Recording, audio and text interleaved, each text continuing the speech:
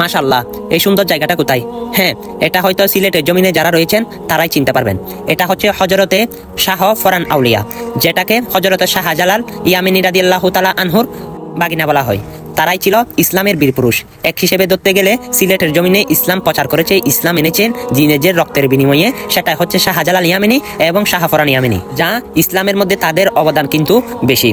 আজকে তো আমি চট্টগ্রাম থেকে সফরের উদ্দেশ্যে রওনা হয়েছি হযরতে শাহ ফরান রাদিয়াল্লাহু তাআলা আনহুর মাজার জিয়ারতে। মাজার জিয়ারত করা কিন্তু সুন্নত। সিলেটের তৎকালীন রাজা ছিল গৌরগোবিন্দ, যা বিধর্মীদের শাসন অবসান এখানে ঘটাচ্ছিল। হঠাৎ করে হযরতে শাহ জালাল ইয়ামিনী রাদিয়াল্লাহু শাহ ফরান, হযরতে বুরহানুদ্দিন শাহ ইত্যাদি ইত্যাদি অনেক 360 মিলিত হয়ে তাদের এই উদ্ঘাত ঘটায়। সেখানে ইসলাম প্রচার করে এই শাহজালাল ইয়ামিনী। তাদের রক্তের বিনিময়ে কিন্তু আমরা আজকে বাংলার জমিনে এই ইসলামের মধ্যে আসতে পেরেছি।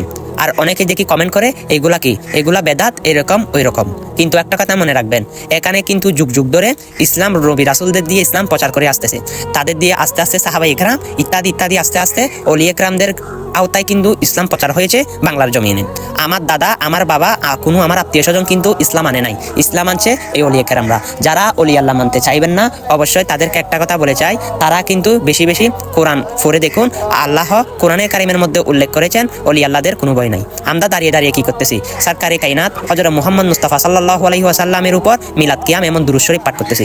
মিলাদ কিয়াম হচ্ছে আমাদের একটা ইমানি জজবা, যা দাঁড়ালে আমরা আহলে সুন্নাত ওয়াল জামাতের যারা রয়েছি তাদের গায়ের রুম পর্যন্ত দাঁড়িয়ে যায়। সেটা নবীজির ইশক বলে কথা। দেখি অনেকেও এই মিলাদ কিয়ামকে নিয়ে হাসি ঠাট্টা করে এবং বেদাত রূপে আখ্যায়িত করে। কারণ যে নবীর দ্বারাই সবকিছু হয়েছে, সেই নবীকে দাঁড়িয়ে সালাম দিলে সেখানে ভুলের কিছু নাই। যেমন আমার পাশ দিয়ে যদি একজন আমার শিক্ষক বা আমার উস্তাদ যদি হেঁটে যায়, আমি তাকে দাঁড়িয়ে সালাম দিই, সেখানে কিন্তু বেদাতের ফতোয়াটা আসে না। যদি সরকারে কায়নাত নূরে মুজাসসাম রাহমাতাল্লিল আলামিনের শানের উপরে যদি দাঁড়িয়ে সালাম দেওয়া হয়, সেখানে বেদাতের ফতোয়া আসে। একটা কথা মনে রাখবেন, আমাকে আনফলো করে দিতে পারেন, কিন্তু আমি হক কথা বলে যাব।